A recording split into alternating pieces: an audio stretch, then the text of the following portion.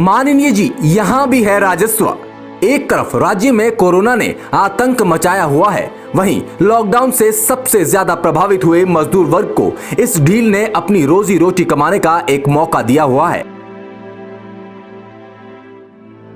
इसके लिए निर्माण कार्यों में सबसे ज्यादा जरूरी समझी जाने वाली ये खनिज सामग्री ही है, जिस तरफ सरकार का कोई ध्यान ही नहीं जा रहा है, जिससे इन खनिजों की खुलेआम लूट मची है। हमारे देवभूमि के मुखिया की नजर राजस्व प्राप्ति के लिए एक टक शराब में ही लगी है, जबकि हमारी नदियों में भी राजस्व कमाने की अपार संभावनाएं हैं। वो शराब के अलावा दूसरी जगह देखने को राजी ही नहीं है, जबकि इन नदियों में भी पैसे कमाने की असीम संभावनाएं छिपी हुई हैं।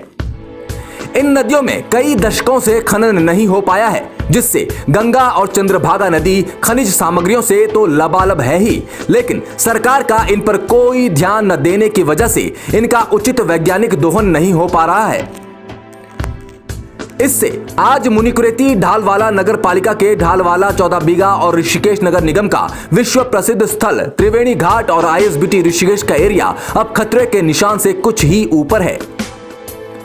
तीर्थ नगरी ऋषिकेश के त्रिवेणी घाट में भी गंगा के अंदर ही प्रचुर मात्रा में खनिज सामग्री भरी पड़ी हुई है। गंगा में पड़े इस खनिज की वजह से त्रिवेणी घाट में गंगा को लाने के लिए गंगा सभा को समय समय पर JCB की मदद लेनी पड़ती है। घाट के सामने गंगा नदी में इकट्ठा हुई ये खनिज सामग्री जहां राजस्व का बेहतरीन माध्यम हो सकती है, वहीं घाट की सुरक्षा के लिए ये खतरा भी बनी है। यदि यहां से इस खनिज को निकाल दिया गया तो गंगा को आसानी से घाट तक भी पहुंचाया जा सकता है और बारिश के समय गंगा का जलस्तर बढ़ने से घाट को नुकसान भी नहीं पहुंचेगा, क्योंकि इस खनिज से गंगा घाट के ऊपर तक पहुंच जाती है। आज हम खुद त्रिवेणी घाट से इस खनिज की खबर आपके लिए लेकर आए हैं। लॉकडाउन के समय जहां बाहर कहीं से भी निर्माण कार्यों के लिए खनिजों को नहीं मंगवाया जा सकता है, वहां सरकार इन खनिज संपदा का उचित दोहन पर आसपास क्षेत्र के निर्माण कार्यों को आसानी से करवा सकती है। ऐसा नहीं है कि यह खनिज संपदा यहाँ सुरक्षित है, इसकी कोई चोरी नहीं हो रही है, जबकि स्थिति इसके उलट है। इन नदियों में अवैध खनन जारी है। चंद्रभागा नदी में जहां नदी के बगल में रहने वाले ही अवैध खनन कर रहे हैं, वहीं मुनिकृति में गंगा नदी में तो सरकारी विभाग ही अवैध खनन करने में लगा है। जहां लोग हाथों बेलचे कुदाल से ही खनन कर रहे हैं, तो इस मुनिकृति सिंचाई विभाग ने तो पूरी JCB ही गंगा नदी में उतार रखी है। JCB से ट्रैक्टर ट्रॉली में दबाकर खनन किया जा रहा है, कोई इन्हें रोकने टोकने वाला नहीं है।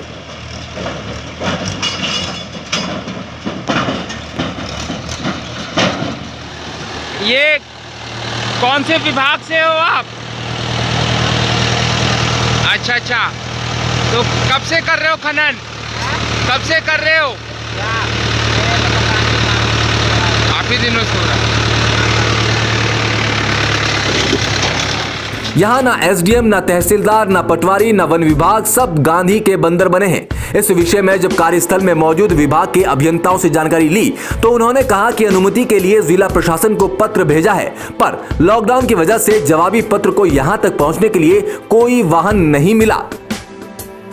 मुनिकृति में आजकल गंगा नदी के किनारे आस्था पथ और घाट बनाने का निर्माण कार्य जारी है, लेकिन सरकार के इस काम में ही सरकार इनके साथ कंधे से कंधा मिलने के बजाय इन्हें इस तरह गैर कानूनी खनन करने को मजबूर होना पड़ रहा है।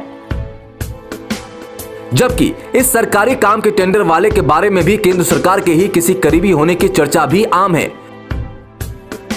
तब भी खनिज की आपूर्ति सरकारी स्तर से कानूनन नहीं मिल पा रही है। ऐसे में जीरो टॉलरेंस की त्रिवेंद्र सरकार पर उंगली उठना भी स्वाभाविक है।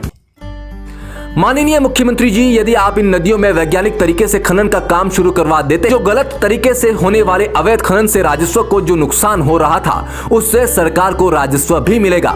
वहीं जो यहाँ गरीब लोग डर डर कर अवैध खनन कर अपने बच्चों का जीवन बसर कर रहे हैं, वो तरीके से नियमानुसार खनन करेंगे और बिना डरे ही अपने परिवार का लालन पोषण करेंगे।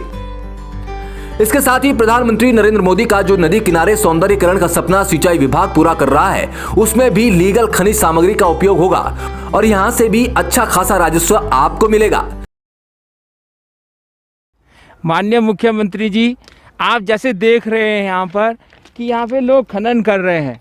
ये खनन अभी गैर कानूनी है, इसको कानूनन बनाना भी आप ही की जिम्मेदारी है।